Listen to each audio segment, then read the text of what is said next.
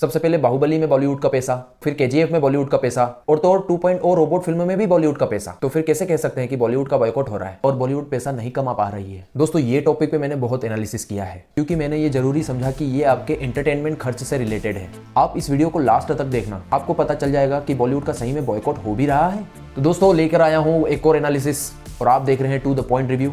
अगर आपने मेरा चैनल सब्सक्राइब नहीं किया हो तो अभी मत करिएगा, आप मेरा लास्ट तक वीडियो देखिएगा। और अगर आपको मेरा कंटेंट अच्छा लगे, मेरे कंटेंट के बलबूते पे मुझे सब्सक्राइब और लाइक्स और शेयर्स मिले तो बहुत अच्छा लगेगा मुझे। तो दोस्तों बात है 2015 की, जहां बॉलीवुड के सिवाय कोई और दूसरी इंडस्ट्री का नामो निशान नहीं था। वहीं साउथ की मूवी दिखती तो थी नहीं, इसके अलावा टिकती भी नहीं थी। साउथ की मूवी को सिर्फ टीवी पर पसंद किया जा रहा था। पर 2015 में एक मूवी रिलीज होती जिसका नाम था बाहुबली। बाहुबली मूवी रिलीज के साथ पब्लिक वर्ड ऑफ माउथ इतना बड़ा कि मूवी ब्लॉकबस्टर हो गई। बाहुबली 1 का क्लाइमैक्स इतना शानदार रहा जिससे कि बाहुबली 2 का लोग बेसब्री से इंतजार करने लग गए। इस फिल्म को हिंदी बेल्ट में प्रदर्शित की थी करण जौहर ने, जो धर्मा प्रोडक्शन के मालिक है। उन्होंने दिमाग की खेली है। पर्सनली मैं एसआरके को बहुत बड़ा बिजनेस माइंड मानता था, यहाँ पर मैं गलत साबित हो गया। फिल्म इंडस्ट्री में करण जौहर जैसा बिजनेस माइंडेड कोई नहीं है। वो कैसे, मैं बताता हूँ। करण जौहर ने बाहुबली 1 और बाहुबली 2 में दाव लगाया। उन्होंने सोचा इससे पैसा बनाते हैं। साउथ में लगातार हिट दे रहे राजामौली ने हाथ मिलाया करण जौहर के साथ, और फिर ये मूवी बाहुबली 1 और बाहुबली 2 हिंदी बेल्ट में हिंदी में रिलीज हुई, हिंदी डब करके। और बाहुबली 2 का क्रेज इतना बढ़ गया कि प्रोड्यूसर जो भी थे इस फिल्म के, उन्होंने कहा जितना और पैसा लगाना है लगा दीजिए। ये सब पॉसिबल हुआ राजामौली के आर्ट पर, क्योंकि सभी को उनके आर्ट पर भरोसा था और उनकी डायरेक्शन पर भी। जितनी आशा और उम्मीद थी उससे बेहतर प्रदर्शन किया इस फिल्म ने। अब करण जौहर ने सोचा कि साउथ की मूवी में पैसा लगाना चाहिए, जो कि फायदे का सौदा है। फिर उन्होंने अपना योगदान रोबोट 2.0 में दिया, जो फिर एक साउथ की मूवी थी।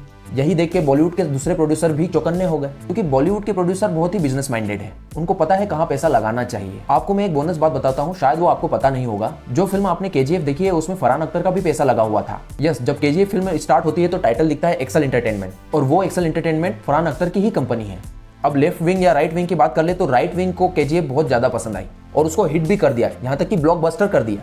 पर पैसा तो फरहान अख्तर को भी गया ना। ये मैं इसलिए कह रहा हूँ क्योंकि राइट विंग वाले मानते हैं फरहान अख्तर लेफ्ट विंग से है। ये मैं कंफर्म नहीं कह रहा हूँ, ये सिर्फ समझते हैं। क्योंकि आपको याद हो तो सीए और एनआरसी पर जब आंदोलन हुआ था तो फरहान अख्तर उस आंदोलन में पहुंचे थे, और उसमें जब रिपोर्टर ने पूछा आपसे कि आप यहाँ पर क्यों आए हैं, आपको इस कानून के बारे में पता है, तो एक्चुअली में उनको पता ही नहीं था कि इस आंदोलन और इस कानून में है क्या, लेकिन वो आंदोलन में आए। अब बॉलीवुड के प्रोड्यूसर साउथ की मूवी से कमा रहे हैं, तो आप कैसे कह सकते हैं कि बॉयकॉट बॉलीवुड हो रहा है। बॉयकॉट तो एक्टर को देख के हो रहा है अभी, जबकि उसके उलट साउथ मूवी के ही डायरेक्टर बॉलीवुड के एक्टर और एक्ट्रेस को बुला रहे हैं और अपनी फिल्म में कास्ट कर रहे हैं। हाल ही में अगर बात की जाए RRR की, तो उसमें अजय देवगन और आलिया भट्ट थे, कार्तिकेय 2 में अनुपम खेर थे, और रोबोट 2.0 के विलन तो अक्षय कुमार थे। अब जो बॉयकॉट कर रहा है उसके लिए तो कंफ्यूजन पैदा हो गया कि अब वो बॉयकॉट करे तो किसे करे और करे तो कैसे करे। ये तो ट्रेंडिंग से पता चल रहा है जो बॉयकॉट कर रहे हैं उनको साउथ की मूवीज पसंद आ रही है, लेकिन बॉलीवुड की मूवीज पसंद नहीं आ रही है। और बॉलीवुड के जो सो कॉल्ड प्रोड्यूसर्स और जो नेपोटिज्म फैला है उससे वो परेशान है। और वही लोग अब साउथ के साथ मिलकर काम करेंगे तो फिर बॉयकॉट कैसे होगा। अब करण जौहर ने ये दिमाग लगाया होगा कि ये मेरी मूवी को भी प्रमोट कर सकते हैं साउथ में, क्योंकि साउथ की मूवीज बॉलीवुड में चल सकती थी,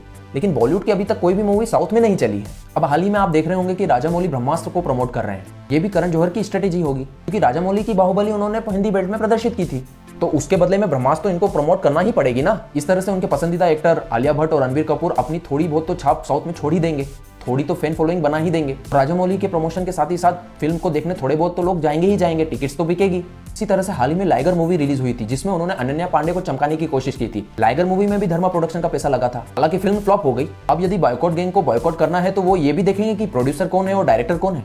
अगर कंटेंट अच्छा बन गया तो उसको वो बॉयकॉट कैसे करेंगे। जो फिल्म का कंटेंट अच्छा होगा वो तो चलना ही है। मगर एक पहलू ये भी है कि जिस वक्त साउथ मूवी को बॉलीवुड की कोई जरूरत नहीं पड़ी, तो उस दिन ये फिल्म अपने आप ही रिलीज होगी, वो भी थिएटर्स में। अगर RRR की ही रिलीज को लिया जाए तो उसमें उन्होंने डायरेक्ट रिलीज की थी, उसमें धर्मा प्रोडक्शन का कोई भी हिस्सा नहीं था।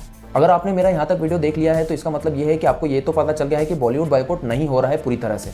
यदि और एग्जांपल दूं तो ऋतिक रोशन और एसआरके भी समझ गए थे कि साउथ इंडस्ट्री का कितना बोलबाला होने वाला है। इसलिए हाल ही में जो रिलीज होने वाली है विक्रम वेधा, उसमें ऋतिक रोशन और सैफ अली खान है, और डायरेक्टर पुष्कर एंड गायत्री है, जो ओरिजिनल विक्रम वेधा के डायरेक्टर है। वहीं शाहरुख खान की जवान मूवी आ रही है जो एटली ने डायरेक्ट की है, वो ऑलरेडी साउथ मूवी के बहुत बड़े डायरेक्टर है। तो दोस्तों कंक्लूजन यही निकल रहा है कि बॉयकॉट बॉलीवुड जैसा कुछ नहीं हो रहा है, वो आराम से अपना पैसा बना रहे हैं, और साथ ही साथ मनी मैटर साउथ के लिए भी करता है, तो वो भी कोलैबोरेशन कर ही रहे हैं। यदि आपने मेरा यहाँ तक वीडियो देखा और आपको मेरा कंटेंट और वीडियो एनालिसिस अच्छा लगा तो प्लीज सब्सक्राइब कीजिए, शेयर कीजिए और लाइक करना बिल्कुल भी मत भूलिएगा। थैंक यू सो मच दोस्तों।